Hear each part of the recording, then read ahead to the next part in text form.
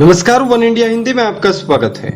Corona संकट के बीच railway में बदलाव के लिए लगातार बड़े फैसले किए जा रहे हैं।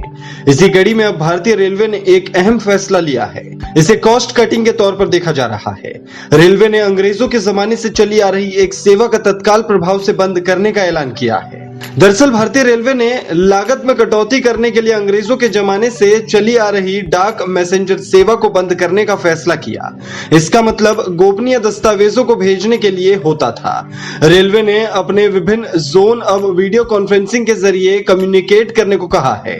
रेलवे बोर्ड ने 24 जुलाई को जोनों को भेजे गए निर्देश में कहा है कि लागत में कटौती और प्रतिष्ठान से जुड़े खर्च बचाने के लिए रेलवे PSU रेलवे बोर्ड के अधिकारियों के बीच वीडियो कॉन्फ्रेंसिंग के जरिए बातचीत होनी चाहिए। पर्सनल मैसेंजर या डाक मैसेंजर की बुकिंग तुरंत बंद होनी चाहिए। बोर्ड का कहना है कि इस निर्देश का पालन सुनिश्चित होना चाहिए, क्योंकि इससे भत्तों, स्टेशनरी, फैक्स आदि पर होने वाले खर्च की बचत होगी।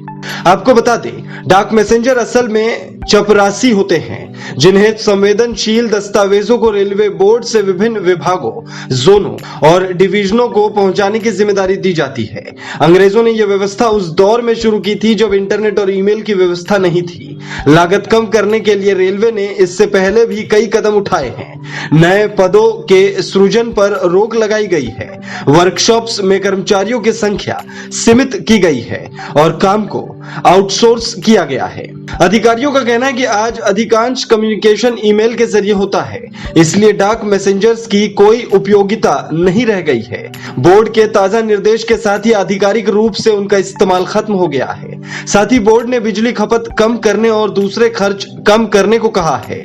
साथ ही स्टेशनरी आइटम, कार्ट्रिजेस और दूसरे आइटम की लागत 50% तक कम की जानी चाहिए। यही नहीं, घाटे में चल रहे विभागों को बंद करने को कहा गया है। वहीं सरकार ने रेलवे में निजीकरण को बढ़ावा देने के लिए कदम बढ़ा दिया है। सरकार को निजी कंपनियों के जरिए अब रेलवे में बेहतरी की उम्मीद है। रेल मंत्रालय ने कुछ दिन पहले ही 109 जोड़ी रूटों पर 151 प्राइवेट ट्रेनें चलाने के लिए निजी कंपनियों से रिक्वेस्ट फॉर क्वालिफिकेशन मांगा था। प्राइवेट ट्रेनों में एयरलाइंस की ही तरह यात्रियों को पसंदीदा सीट, सामान और यात्रा की सुविधा दी जाएगी। इस खबर में फिलहाल इतना ही।